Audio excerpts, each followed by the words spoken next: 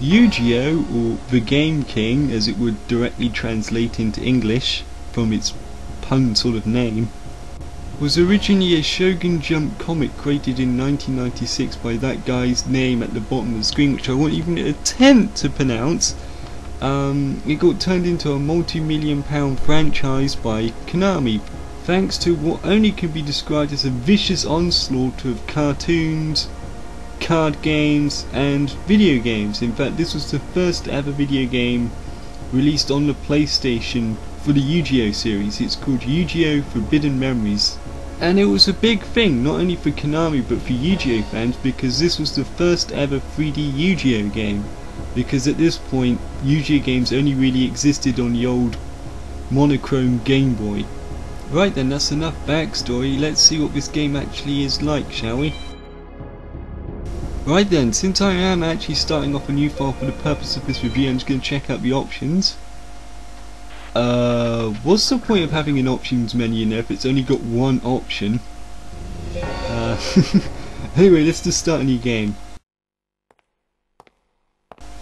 I must warn you guys, there are no voice acting in this game, so fans of corny voice acting, you're going to be disappointed. Most of the cutscenes are actually told by rather sort of static cutscenes like this one. You can just tell that this was Konami's first effort of putting a game onto a mainstream console.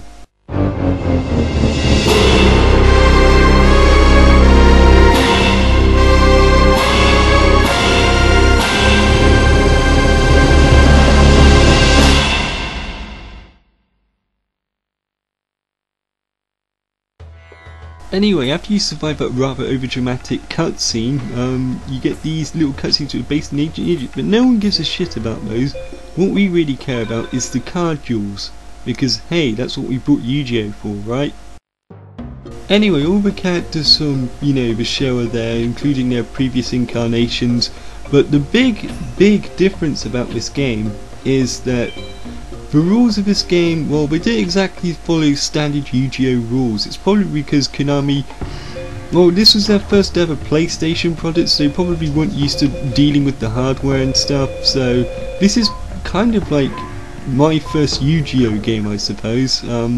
It's a lot more basic, and it plays a lot more differently, but I kind of like it for that reason alone, despite the fact that it has some crippling flaws, which I'll go into later. I think now is the best time as any just to explain how you actually play Yu-Gi-Oh, because yes, everyone knows that it's a card game, but not very many people know what it's actually all about. The objective of the game is simple: to reduce your opponent's life points to 0. Think of it as a kind of wacky Street Fighter style game, but instead of, punching and kicking each other, you cast magical spells.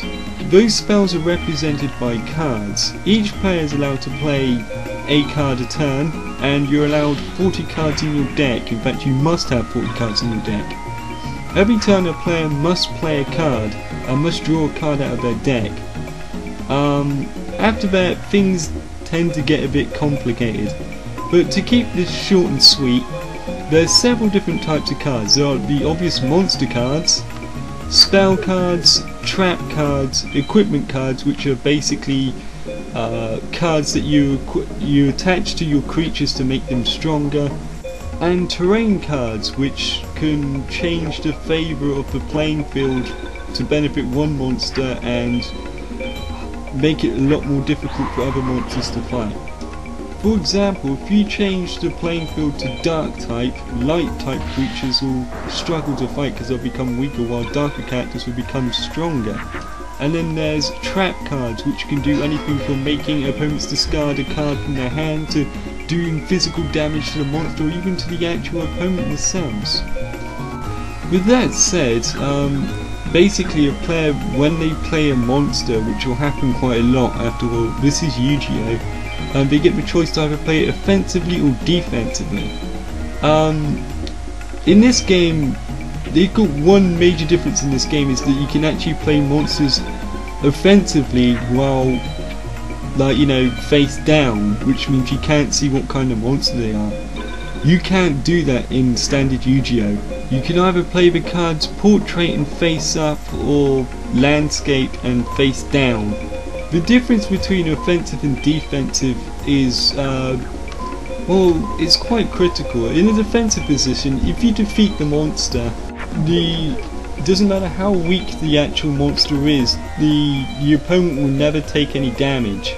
If in the offensive position, however, if you defeat that monster, basically the opponent will take damage. It's normally worked out like the strength of your monster minus the strength of their monster will equal how much damage the actual opponent will take.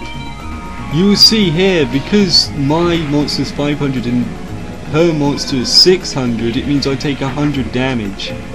That's also the other critical thing about this game. If you attack a monster and it's in attack form and you don't have enough power to take it out, then you will take damage. When I said you can only play one monster card a turn earlier, I was kind of lying. You can actually merge other monsters together to make a completely different monster. Normally in the card game you'd need special type of cards, and you'd also need the cards that, you know, that your monster would turn into. But in this, there's none of that in this. Basically, you merge two cards together, and they or even three, and they mysteriously turn into like this new monster. I would also like to point out that you don't need to summon tributes for powerful monsters either.